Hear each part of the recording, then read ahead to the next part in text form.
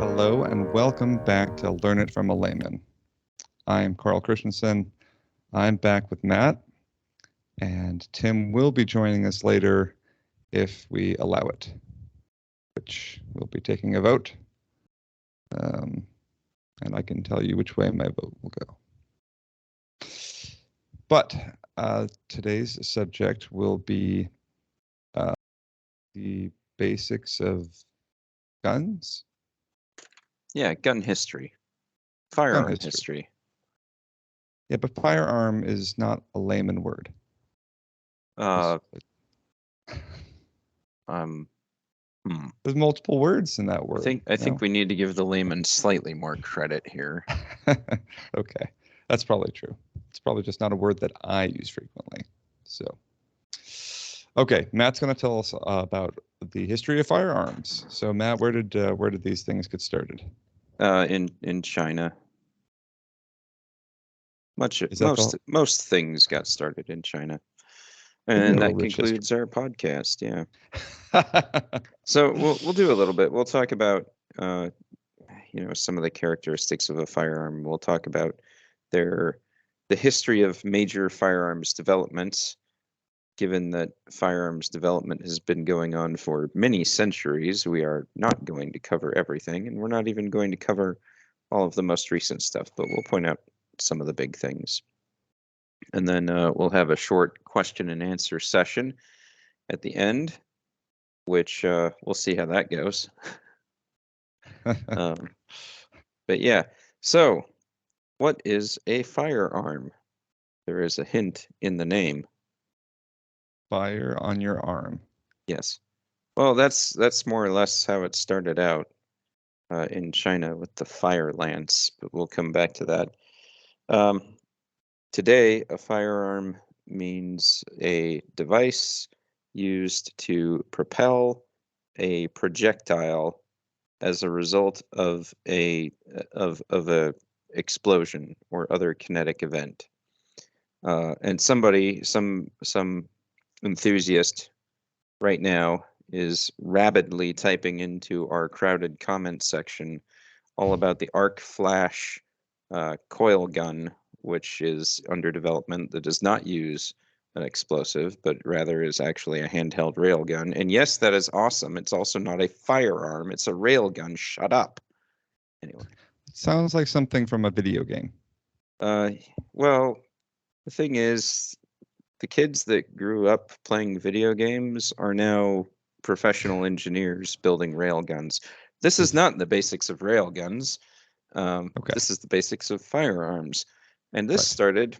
Real quick, what is a railgun? Just curious. It's not a firearm. It probably is a firearm. Don't take my definitions for anything. A railgun,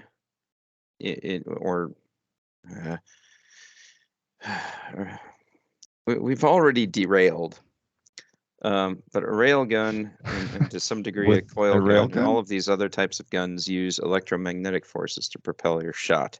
In a railgun, they propel it down some rails, thus the name of the gun. But that is that. So it uses like magnetic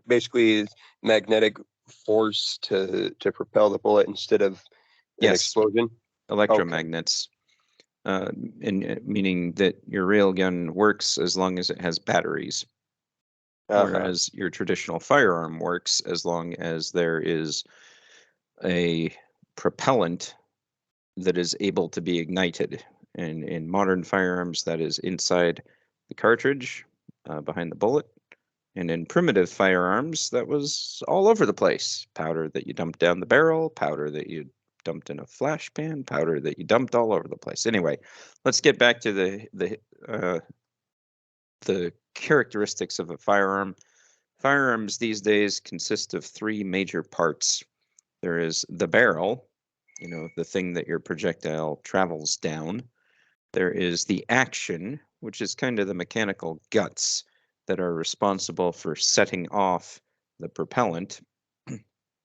And then there is the stock, which is basically the stuff that holds the gun together and by which the operator grips the firearm, or supports it. So those are your three main parts: your stock, your action, and your barrel. And that's, again, when you have that combination of things that is used to propel a projectile as a result of some kind of propellant detonation, you have a firearm. So with that, let's go back into the ancient history of firearms. And the first recorded firearms that we know about, or rather the predecessors to the first firearms, go all the way back to China. And this is around the 10th, 12th century-ish. And it's called the fire lance. It's actually called a bunch of Chinese words that I do not know and could not pronounce, but roughly translated to fire lance. And it's pretty much what it sounds like. It's a lance with a bundle strapped on it near the pointy bit. And that bundle includes some propellant powder and sometimes some shrapnel, all wrapped up in like a bamboo tube or something. And you would light this off with a torch or whatever source of fire that you had. And it was basically a primitive, not quite flamethrower, and also not quite a fireworks sparkler, but something in between. Basically, you would get a big giant whoosh of flame coming off the end of your lance that would go some feet, like, a few meters, not much more than that. And that was the fire lance. And then after you had used that to shock and stun your enemy because your spear line that you're holding out against just exploded at you, and as soon as your eyes clear, they're now on top of you, lancing you to death. Anyway, that was kind of where that started. And then after that, somebody thought, if we just focused on the fire part, we could do away with this lance, and I bet we'd still have an effective weapon. And so that became the first what we would classify as hand cannons. And they are literally that. They're either bamboo or metal tubes filled with powder, a gunpowder, or a propellant of some kind of combustible explosive material, with a bunch of crud up front, shot or pellets or whatever. And you would touch this off with some kind of source of fire, literal fire, and it would explode out the end of your bamboo tube or your metal tube at your opponent. Hopefully, your opponent is standing close enough to be damaged by this explosion and the shot that's going to come along with it.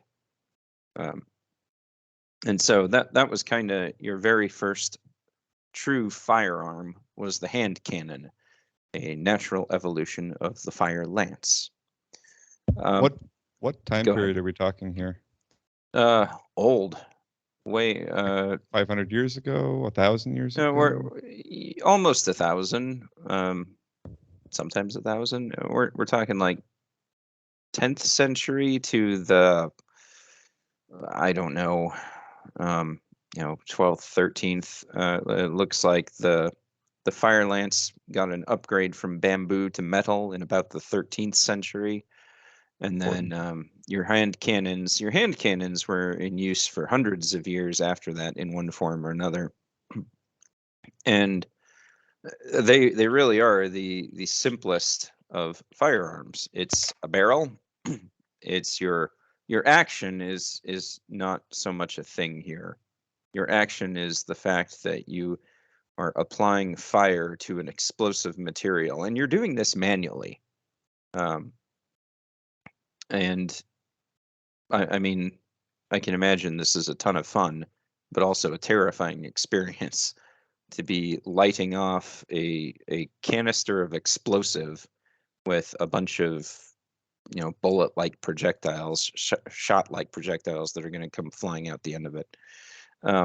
very, very simple, very crude by today's standards, but these are the first things. And the hand cannon is used from, well, for a while.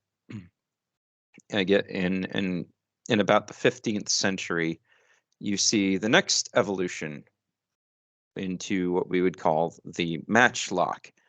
And the matchlock firearm is a bit more elegant than a hand cannon, because instead of lighting off your propellant charge by hand, you now essentially your fuse is now mounted into your firearm, and you light a fuse, or you light a match, or you light something else, which then burns down and touches off the propellant, rather than you igniting the propellant directly. So you're now a little bit more complex. You have something to hold your fuse or your match or whatever, and you ignite that. It ignites your powder, which fires off your projectile through your barrel. And now we're into matchlocks.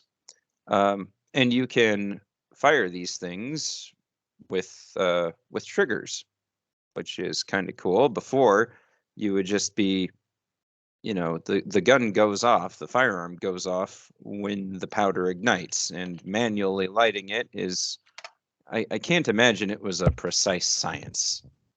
But sounds rife with potential injury. Yeah, but with a matchlock, you're now igniting this thing, and then you use a trigger to move that source of fire down into often a flash pan, which has a little bit of powder in it. And then that ignites the main powder charge in the barrel, which sends the shot careening down the barrel and out. Usually these types of things are muzzle loaders, meaning that you put the shot, you put the powder in, and you put the shot in through the opening of the muzzle, and then you generally would have to put in some kind of wadding, cotton or paper or whatever, to prevent all of that stuff from just falling out. Either that, or you only ever shoot uphill. Kidding, maybe. Practical, very practical. So that's kind of the next evolution, is the matchlock series of firearms. And those eventually give way to the wheel lock. And the wheel lock, instead of using like a fuse or some other burning thing, uses a friction wheel. And when you pull the trigger, you spin this little wheel around, which grinds against whatever it grinds against, creating a spark, which will ignite your powder charge. And these are used as your standard firearm for a while. And many of these things overlap, all these different mechanisms. Your hand cannons, your matchlocks, your wheel locks, there are different advances at different times and in different reasons, and they do overlap. The world just didn't abandon all of their matchlocks one day and go to wheel locks. But this is kind of the next major evolution, is using your trigger to spin a friction wheel to generate a spark on command. And this is nice because now you're not dealing with those consumable fuses or matches that you get with a matchlock. You're still dealing with consumable shot, still dealing with consumable powder, but your source of spark is that friction wheel. And that's, if not permanent, it's a little longer lasting. And these came into being in, around 1500-ish, somewhere in there. And they served for many years until the next evolution, which is the flintlock. Are these evolutions in technology you said it started in China. Is the evolution of the firearm mostly done in China as well, or is this, as it's being spread around different regions, you get different uses? Yeah. I don't know. The hand cannon seems to have been developed everywhere. The wheel lock was appeared in Europe, and we could do a whole podcast on the basics of the transition of firearms from China to Europe. But unless you're an enthusiast, it would be boring. So let's not do that one. And I will admit, I just don't know a whole lot about that topic. I do know the matchlock showed up in Europe in the 1500s-ish, somewhere around then. Likewise, the flintlock. I believe that was, I'm not sure. I think that was a European invention. Yeah, that was a French invention. And this showed up in, in the, I guess, 17th-ish century. Although there were devices that use similar principles earlier on in the 1500s. But the flintlock operates in kind of a similar way, in the sense that you use a chunk of flint, and when you pull the trigger, your spring-loaded mechanism snaps your flint down onto a striking surface where it creates a spark, which sets off your powder, which sets off your firearm. And that is that. And you have your little flint, you create your spark, it makes your shot. And the flintlock rifle, or not rifle, the flintlock firearm, we're probably not into the point of rifles, is pretty popular for some hundreds of years.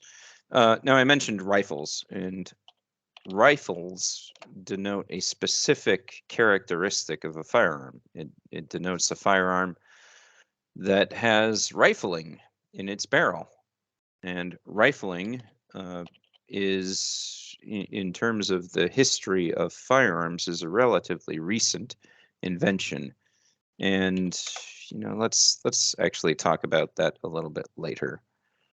But most of these guns, or these firearms back then, if you look at the barrel, they're all smooth. They're what we would call a smooth bore gun or firearm. And your shot is going to be a roughly spheroid shape. And the thing is, you can fire that, and you'll get some energy out of it, and you'll push that sphere out with some force and some velocity. But it's not going to be the most aerodynamically stable thing, and it will go kind of in the direction you point it. And well, that's about the best that can be said for it. Let's actually talk about rifling, because this is one of the next major advantages. Rifling is when you take that smooth barrel, and instead of letting it stay smooth, you cut spiral grooves all through it, all along its length. And that groove is, the nature of that groove, its measurement is defined by a twist ratio. How many full 360-degree twists you have in that rifling over the length of the barrel.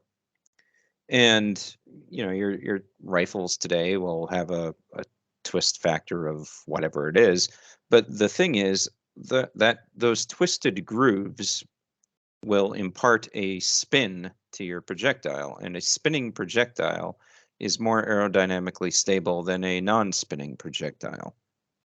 And to go into why that is, see our advanced physics podcast, which we haven't made yet, where we talk all about angular momentum and stuff. But that's the thing. When you see, when you watch a football game, and I'm talking real football involving 100 yards, and I mean American football. All of you out there thinking soccer is football, you're wrong. That's why we have a separate word for it. It's soccer. So when you're watching a football game and your quarterback throws the football with his hands, as you do in a football game, you'll notice that the football spins if it's a good quarterback, and it spins in that kind of spiral pattern as it flies down to the receiver. The reason that they spin it is because that football in flight is more aerodynamically stable than if he just tossed it with no spin.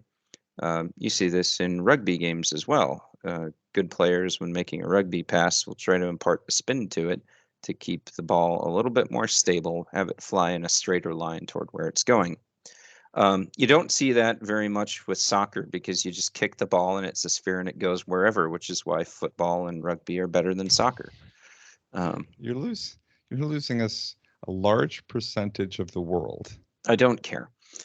It's not my podcast. It's yours.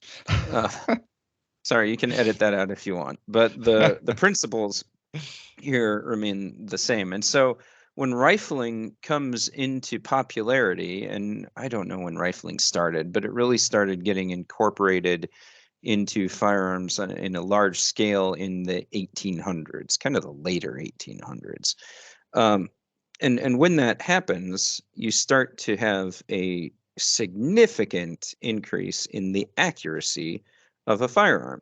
Whereas before, if you really wanted to hit something, the best way to do it was to line up a whole bunch of dudes with a whole bunch of smooth bore firearms and have them all fire at once in a volley of lead.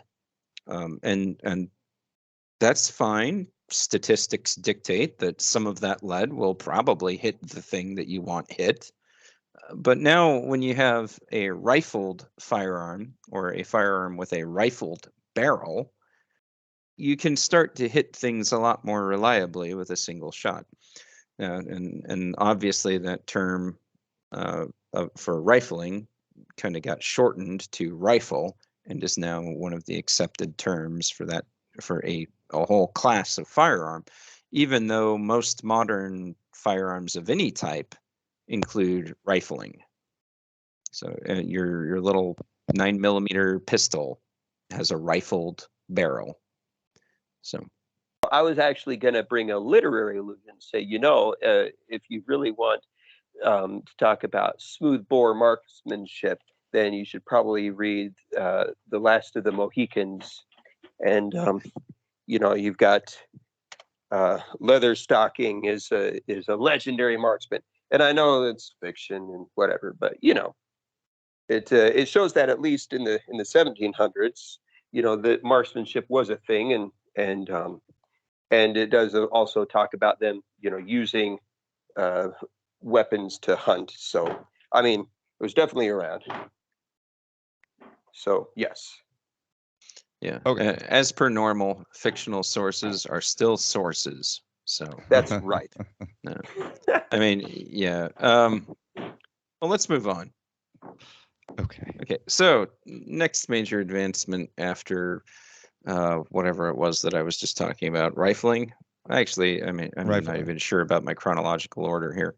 But the next one that I wanted to talk about was the development of smokeless powder, which is in itself just a lie because it totally generates smoke.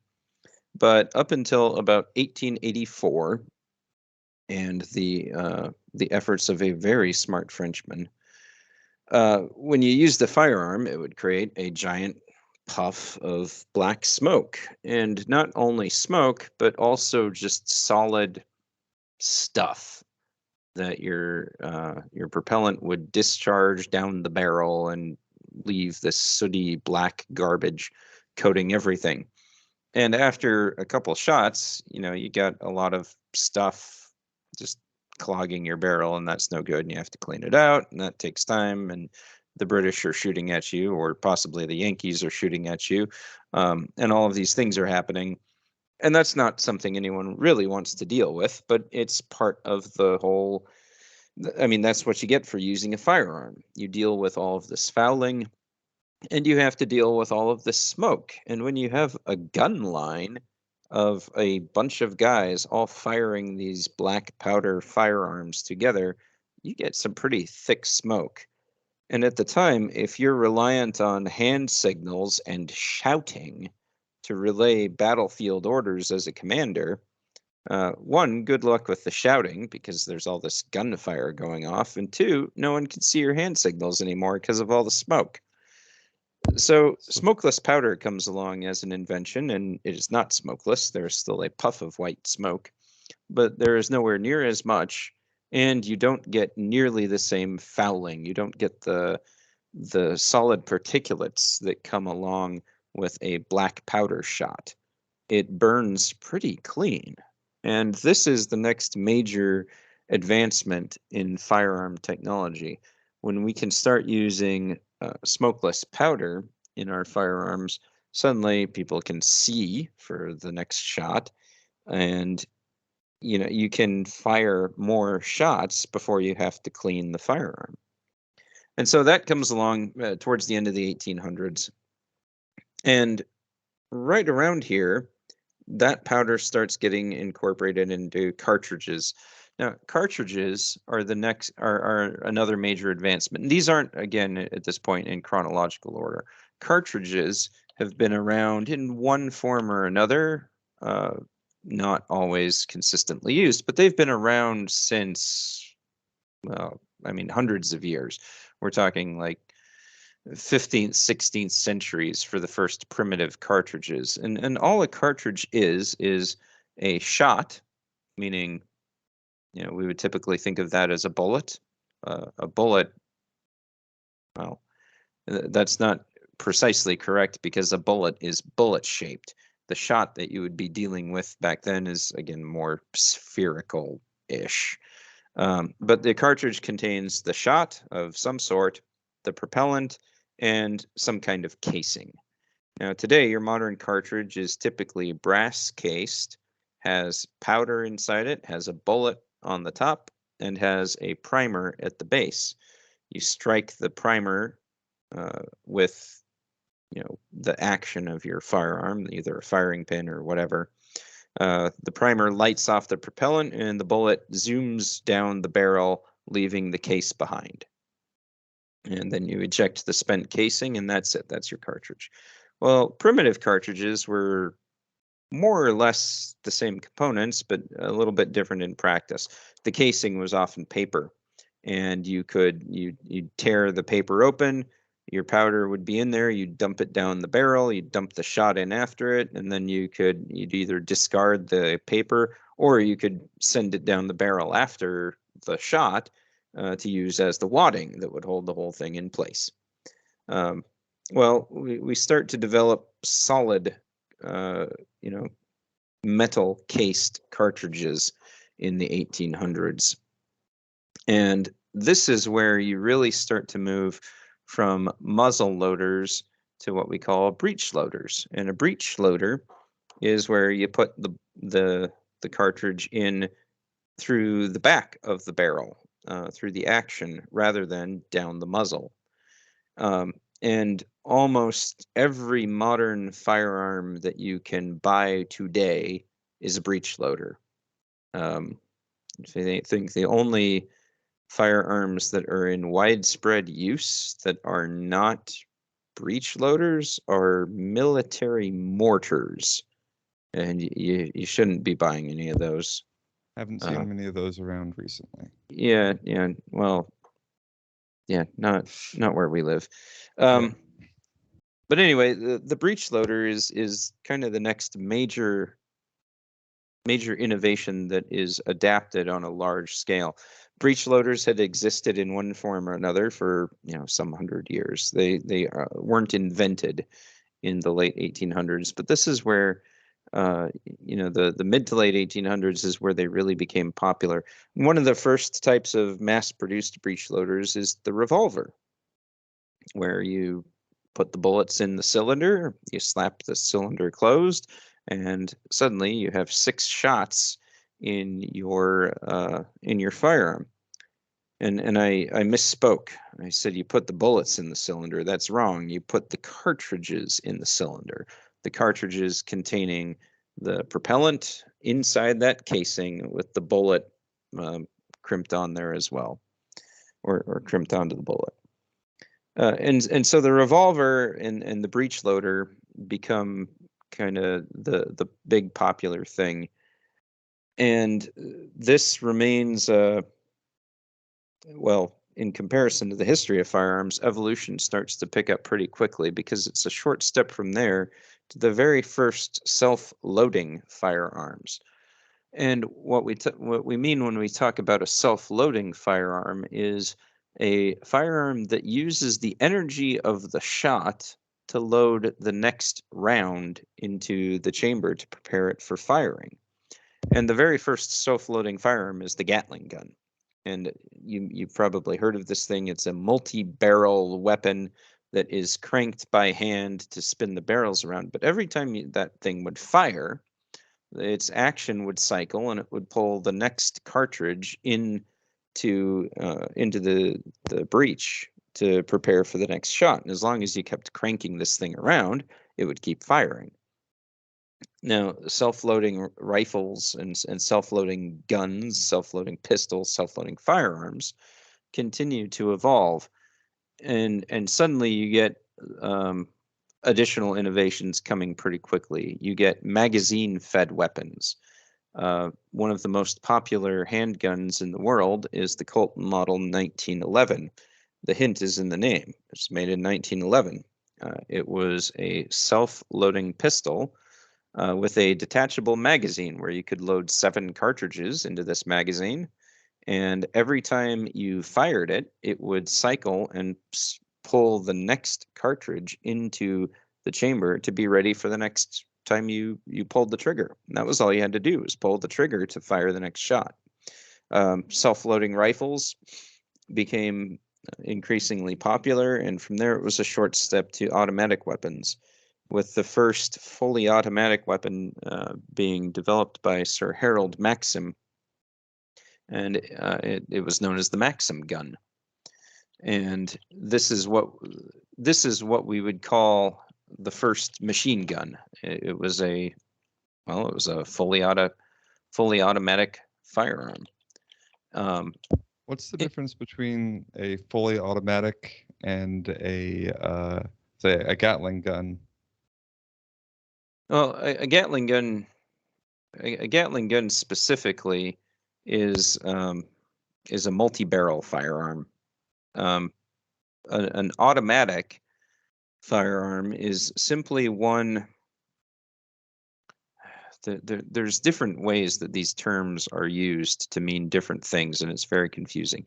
When you talk about an automatic pistol, you're talking about a self-loading pistol, where the pistol will use the energy of the shot to cycle the next chamber into the cartridge so that it can be ready to fire the next time you pull the trigger.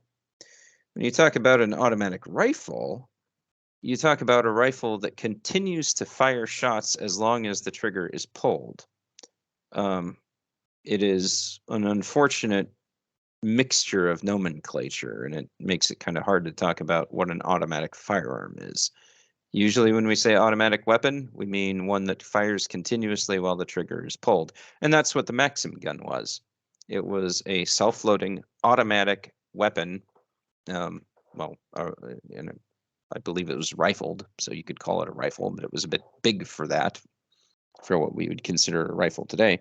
But it was a self-loading automatic firearm that would continuously fire from a belted magazine. No, I'm sorry. Belted magazine is not correct. That is I erred. From a belt of ammunition. As long as you pulled the trigger, it would continuously fire.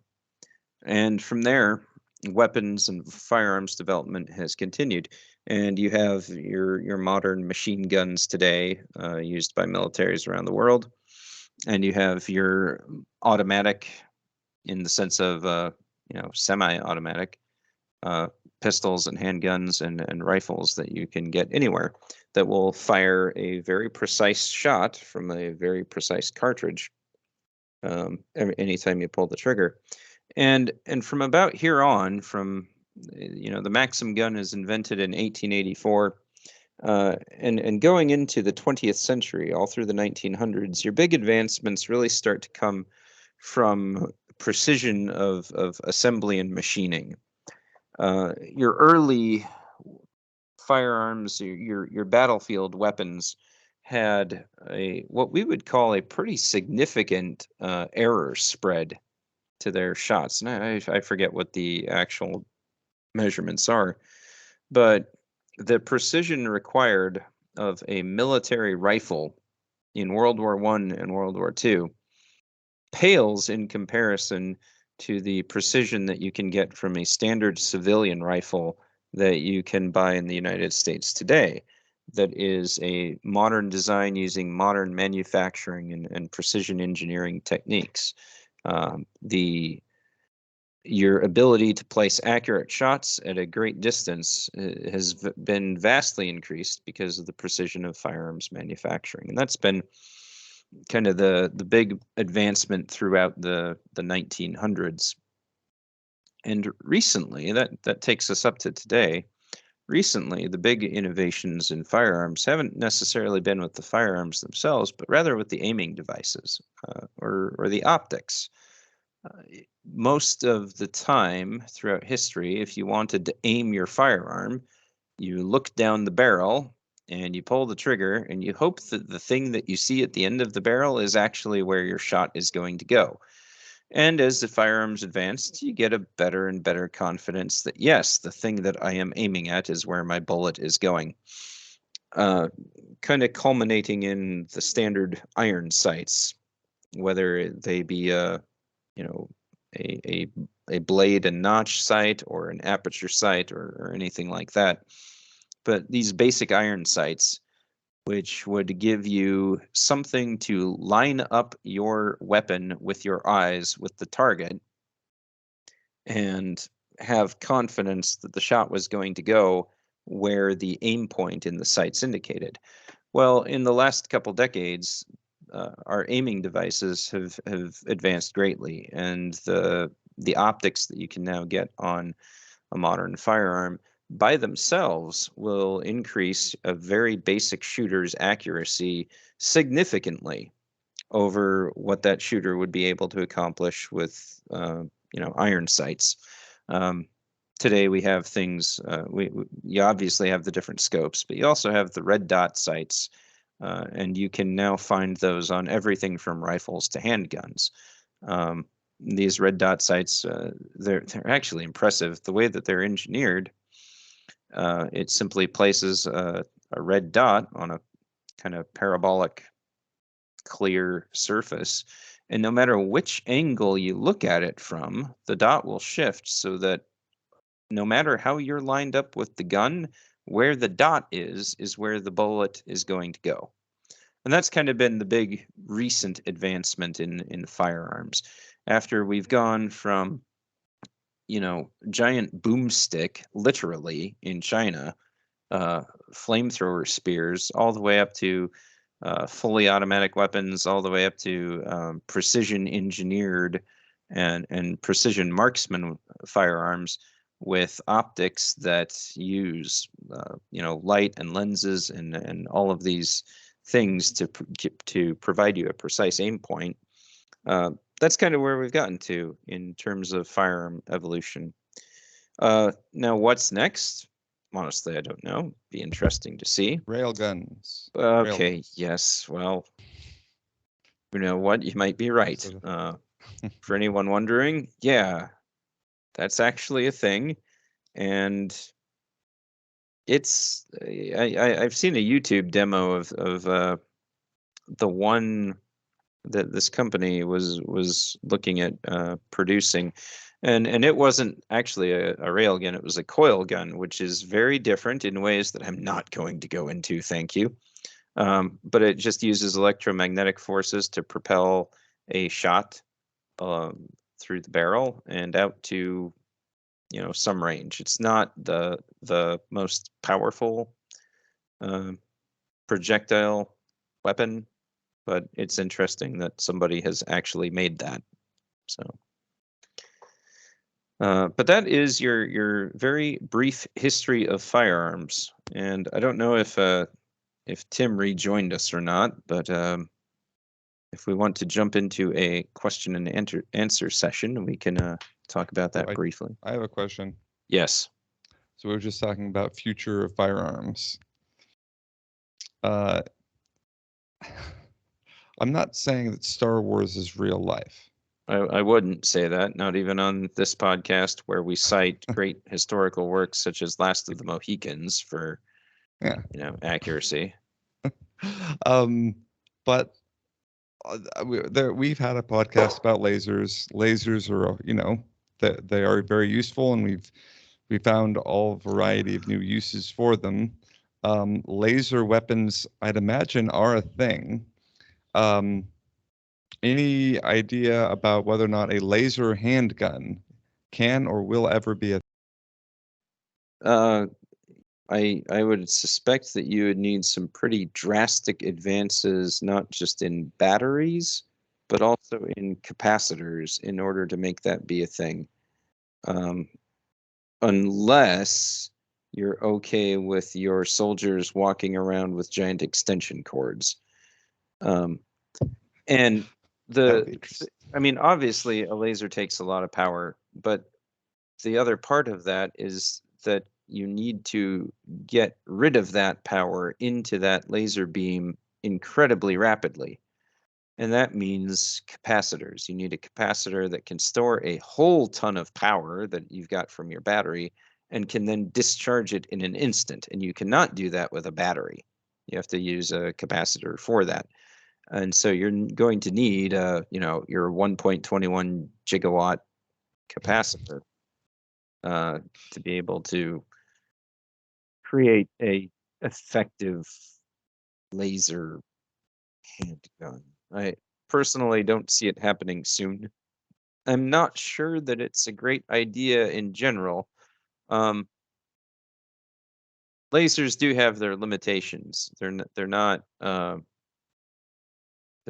Star Wars weapons. They're not like what you see in Star Wars. If you're in a, for example, an environment that is foggy, or an environment that is dusty, like a battlefield often is, where there's a lot of particulates, haze, smoke in the air, that will disrupt the laser beam. That'll cause significant impairment to your laser beam in terms of the power that it's able to actually put on a target. A bullet will just fly right through that stuff. So, do you want to? Carl, it looks like we're not going to get rich manufacturing suits of armor made from mirrors. You might not. I mean, you might. Somebody, what did P.T. Barnum say? Anyway. Disco fever. That's it. Yes. But yeah, okay. I personally don't see it happening in the near term, even for the hobbyist, and I see it happening even farther away for a potential military application. So. Okay. Well, darn. Sorry. Now talk to me about laser swords, and that's different. Never mind. Well, we actually have talked about laser swords before. Newton's flaming laser sword, for example.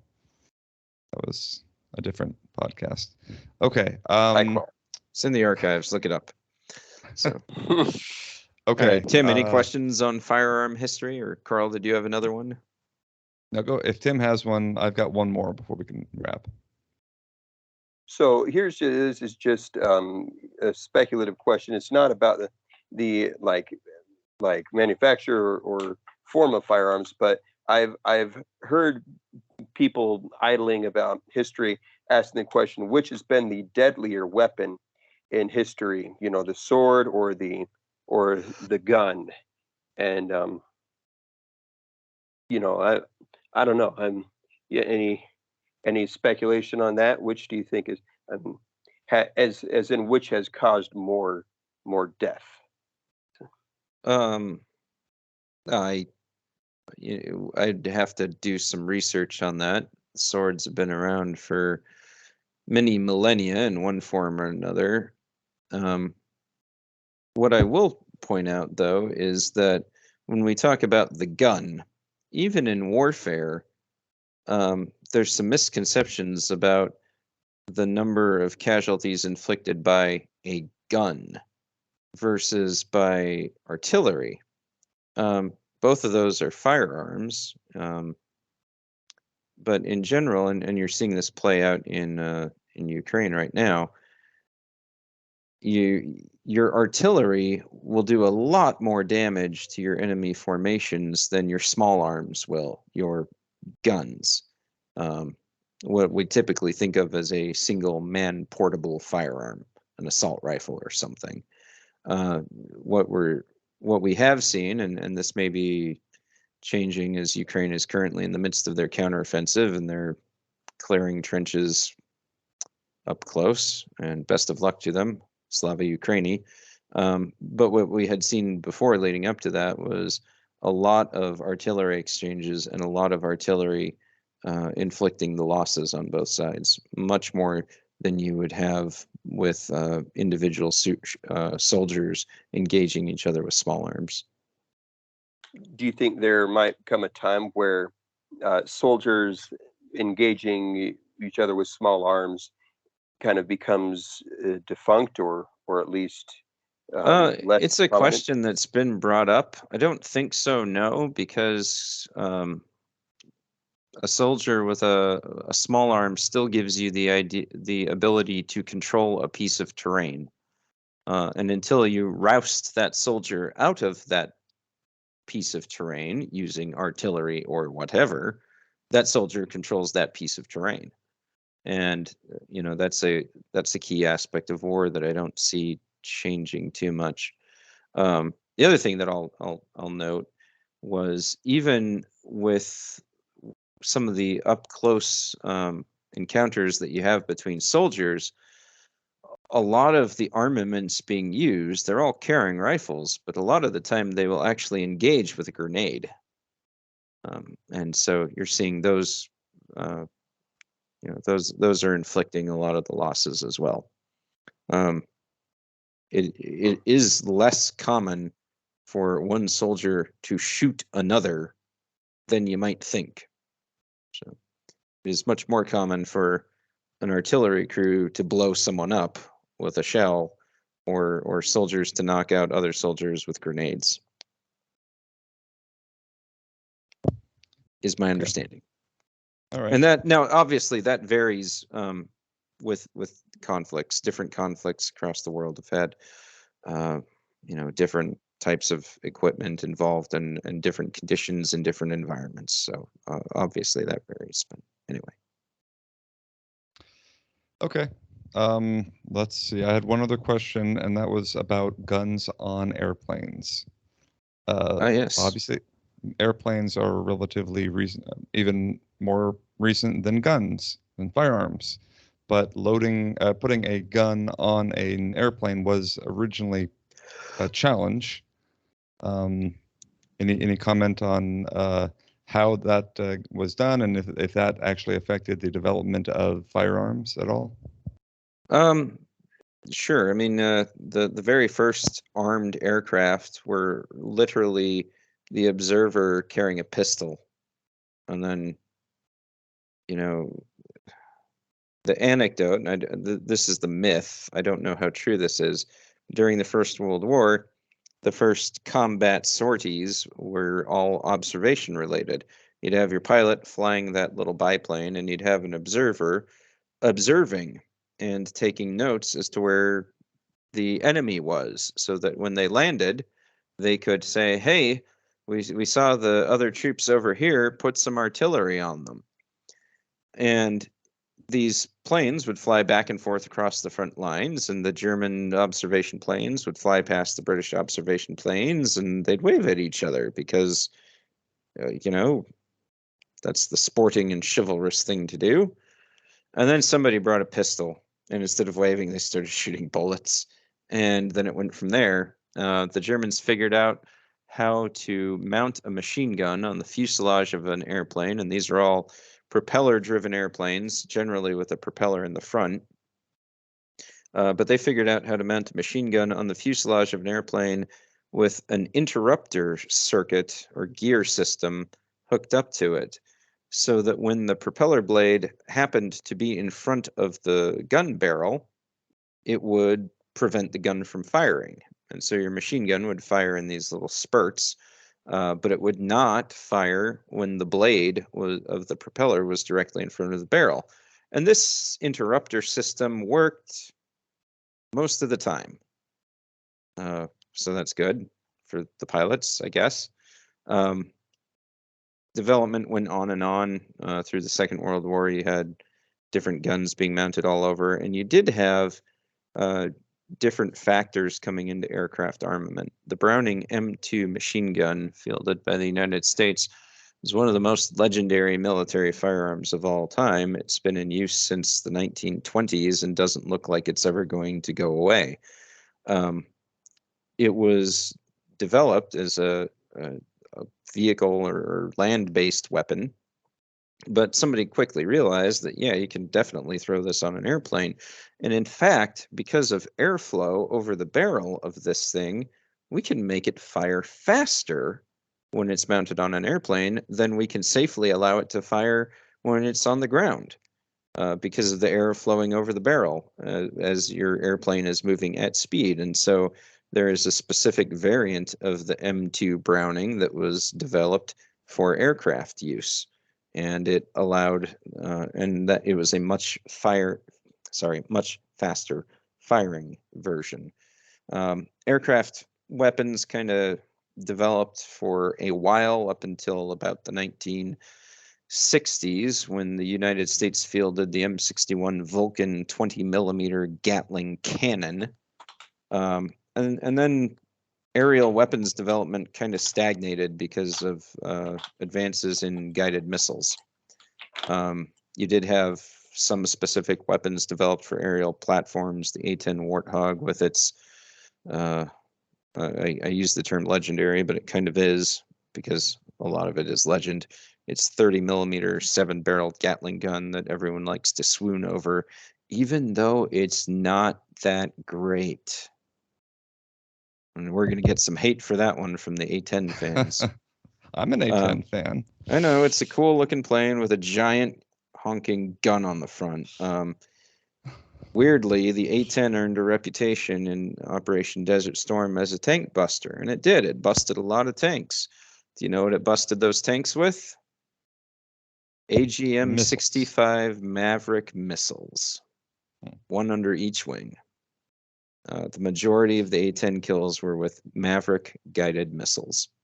But anyway, yeah, I mean, aircraft weaponry, we can do a separate podcast on the basics of aircraft weaponry and talk guided missiles, and that'd be kind of fun. But in general, you know, you do find some advances and some things, but you know, the really big developments in firearms have been those ones that we kind of talked about for, you know, personal and land-based systems. Okay, sorry, one more question then, and not related to this, but and something I should know, and I feel like I kind of know it, but like when you talk about a 12 gauge shotgun, or what is gauge? What is that measuring? Gauge. Okay, I'm gonna go out on a limb here. Somebody correct me if I'm wrong. I understand is gauge is like a measurement of diameter. So you have this in like wire. You have different gauges of wire, and it's just how thick the wire is. And that's the same with your shotgun barrels. A 12 gauge shotgun is a barrel of a certain diameter. A 20 gauge shotgun is a barrel with a smaller diameter. Counterintuitively, the higher your gauge, the smaller your diameter. So an 8 gauge shotgun is a monster of a firearm that you absolutely do not want to use, because it will tear your arm off, because that would be huge. 20 gauge shotgun is comparatively light. Your standard one that you can find worldwide is the 12 gauge. And it is absolutely one of my favorite things is skeet shooting. I love doing that. I don't get to do it very often, but that's a lot of fun to do with a 12 gauge shotgun. And then your arm hurts for a couple days afterward, or your shoulder. Okay, how do you measure the large artillery then? With like large, like howitzers? Yeah. Most firearms are measured in terms of their the bore diameter of the barrel. The bore meaning the hole in the barrel. Right. So every firearm that you can buy today is of a certain caliber. And the caliber is measured in either inches if you're in the United States and backwards, or in millimeters if you're civilized anywhere in the world, or also in the United States. So typical ones that you hear about, 9mm pistol. Well, that's a pistol where the bore of that barrel is 9mm across and your bullet is 9mm in diameter. Your heavy artillery is generally measured in millimeters as well. 105mm is your kind of standard light artillery. 155mm is the heavy artillery used by all the NATO countries. Countries that use Russian or Soviet era artillery generally use 152mm caliber shells and barrels for their heavy stuff. But yeah, it's all measured in millimeters right up until you get to like naval guns on warships, and then you go to inches. So your standard destroyer will carry a usually just one 5-inch gun, and that's something like 200 some odd millimeters. I don't know. It's pretty huge. In World War II, your battleships would carry a number of guns, often 14 inches was popular. U.S. battleships got up to 16 inches. And the biggest naval guns that I'm aware of in the modern era are the 18-inch guns on the Japanese battleships. They completed 2 of those battleships, and they were both destroyed at different points. See our History of World War II podcast for more information on that. But those were monster guns, some of the largest rifles, and they were rifles, that have ever been built. Got it. Okay, so gauge, millimeter, inch, those are all just the measurements of the barrel. The diameter of the barrel, yeah.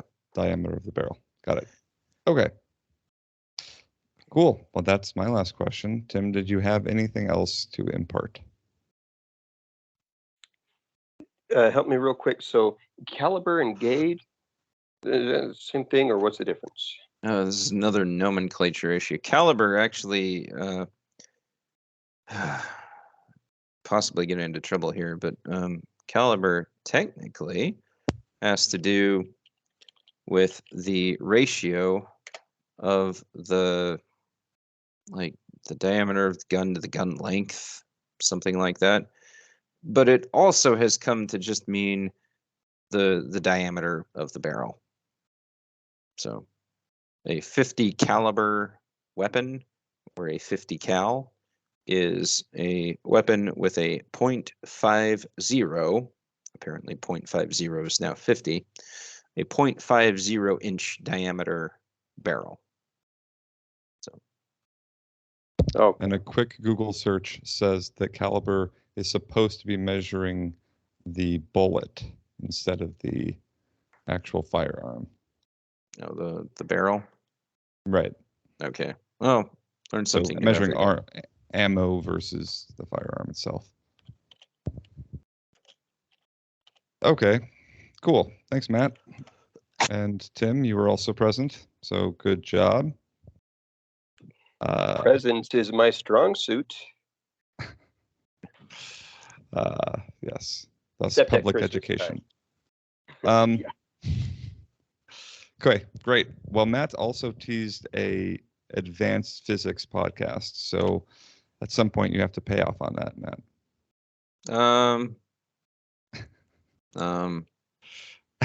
No. Yeah. Okay. Yeah. Well, I've teased Peter coming back on the podcast, so maybe we can make him do it. But thank you, and we've learned a lot about firearms or guns.